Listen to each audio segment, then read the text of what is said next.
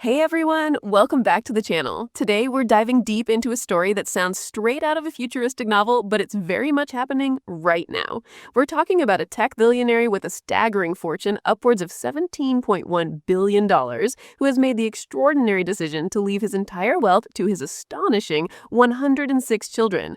This isn't just about wealth, it's about an incredibly unconventional life, a unique vision for the future, unlike any other, and it's making headlines, with some even comparing him to other well-known figures with large families like Elon Musk and Nick Cannon. The man at the center of this remarkable plan is Pavel Durov, the 40-year-old founder and CEO of the wildly popular encrypted messaging app Telegram, often dubbed Russia's Mark Zuckerberg for his pioneering work. Durov was born on October 10, 1984 in Leningrad, Soviet Union, now St. Petersburg, Russia.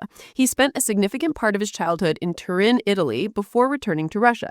His father, Valery Durov, was a doctor of philological sciences and a professor of philology, and his older brother, Nikolai Durov, is a genius in mathematics and programming.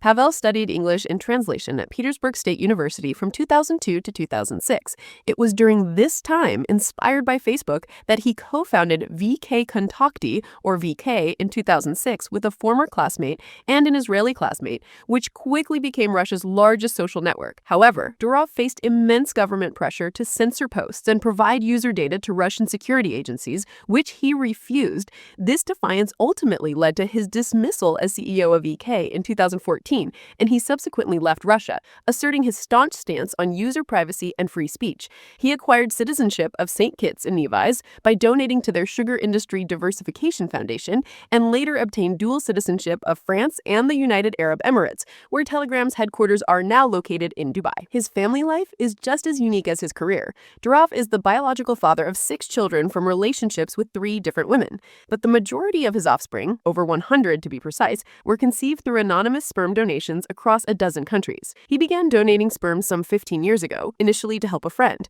A clinic director who was a longtime friend of his at the Ultra Beta IVF clinic in Moscow told him it was his civic duty to contribute due to the high quality of his genetic material, as high-quality donor material was in short supply. This Russian clinic even offers to finance the entire IVF procedure for those who use his sperm. Durov even plans to make his DNA information public, or open source it, so his biological children can more easily connect with one another. While he supports destigmatizing sperm donation, the prolific number of children from a single donor raises complex ethical issues, including the possibility of accidental incest and potential psychological impacts for the children, as well as the risk of transmitting rare medical conditions. Current laws regarding donor limits vary widely by country, with no national limit in the US or Russia, though reputable cryobanks often have self-imposed limits. So, how does a fortune like that get divided among such a large family?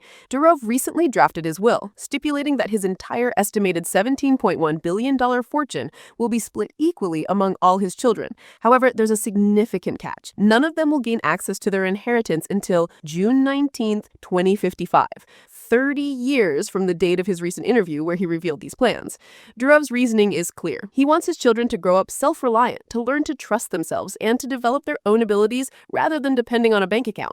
He emphasized that he makes no distinction between his naturally conceived children and those born from his sperm donations, stating they will all have the same rights. He also wants to prevent them from fighting over his wealth after his death. Based on his current net worth and assuming 106 children, each child would inherit approximately $131 million. Durov explains that his decision to finalize his will at the age of 40 is directly linked to the risks inherent in his work. He believes that defending freedoms creates numerous enemies, including within powerful states, and he wishes to protect both his children and the company he built, Telegram, ensuring it remains true to the values of privacy and free expression he champions. It's worth noting that Durov has faced significant legal scrutiny, including a high-profile arrest in France last year, in August 2024, at the Le Bourget airport outside Paris.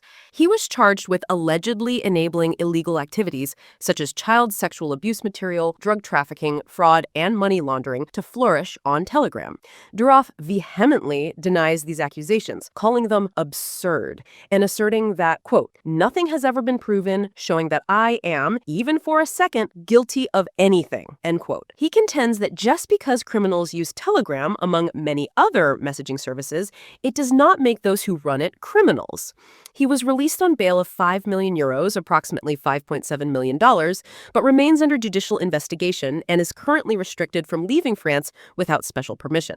This travel ban has deeply affected him. He mentioned missing the first months of his newborn son's life and being unable to visit his ailing parents due to these travel restrictions. He also noted that Telegram, which now boasts nearly 1 billion users globally, with most users in India, Brazil, and Russia, has always prioritized encryption. Durov remains the sole shareholder of Telegram, owning 100% of the company, which he believes is the only way to guarantee its complete independence. In the event of his disappearance, management of the messenger will be transferred to a non-profit foundation to ensure the platform's continuity and adherence to its founding principles. Beyond his financial and family matters, Durov leads a disciplined lifestyle. He embraces what he calls digital asceticism, rarely carrying a phone and preferring to manage his work via an iPad, believing that avoiding constant notifications helps preserve his focus and mental clarity, considering attention is today our most precious asset. He maintains an intense physical regimen, including 300 push-ups and 300 squats every morning without interruption. He abstains from alcohol, coffee, tea, smoking, and sugar, and avoids anything that can make you dependent. He famously avoids owning material possessions, like houses or private jets, choosing to reside in luxury hotels such as the Hotel de Crillon, as he believes ownership can distract him from his mission of building Telegram. His liquid assets, he claims, are much lower than his estimated net worth and originated from an early investment in Bitcoin in 2013, not from Telegram's operations, which he views as a source of expenditure rather than income for himself. He states that Telegram has never paid him a dividend or a salary.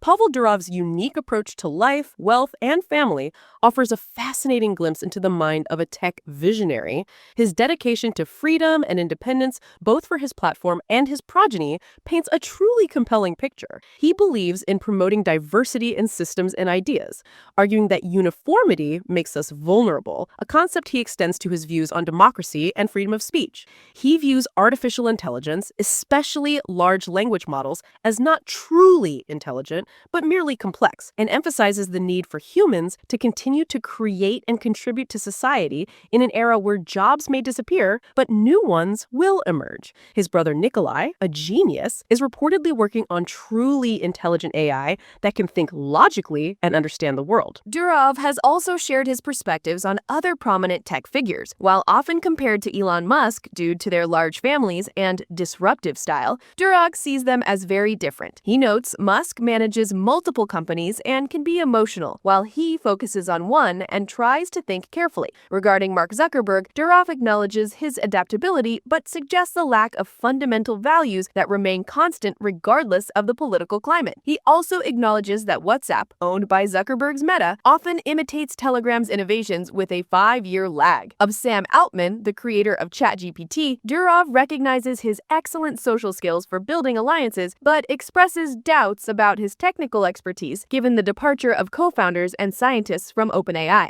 Despite his disciplined personal image, Durov has also faced other controversies. Irina Bulgar, the mother of 3 of his biological children, filed a lawsuit in Switzerland in 2023 alleging that he was violent towards one of their sons and had failed to pay child support of $10,000 per month per child. Durov, through a spokesman, denied these claims, stating he supports all his children equally and that he and Bulgar were never a couple. Instead, she was his yoga coach who suggested they have children together. When asked why he chose Dubai as Telegram's headquarters rather than Paris or the US, Durov explained that Dubai offers a more flexible and less bureaucratic environment with automated procedures and faster legal processes. He noted that in France, a simple tax investigation could freeze a company's accounts for years, stifling entrepreneurship. He avoids the US due to potential government pressure, including laws that allow the government to force engineers to install back doors in software without disclosure, a gag order. He also recalled a physical attack he experienced in San Francisco as the only time he was physically attacked. Durov is not politically affiliated and claims he has never voted. However, he tirelessly defends freedom, arguing that banning figures like Donald Trump from social media sets a dangerous precedent as it makes everyone vulnerable to censorship. He views artificial intelligence as a powerful tool for moderation, enabling Telegram to delete up to 99% of problematic content, which cannot be handled manually due to millions of posts every hour. He emphasizes that freedom and prosperity are not guaranteed and warns against uniformity, stressing the importance of maintaining diversity in systems, ideas, and methods. Thank you for tuning in today. If you found this story as intriguing as I did, please give this video a thumbs up, subscribe for more content, and share your thoughts in the comments below. We'll see you in the next one.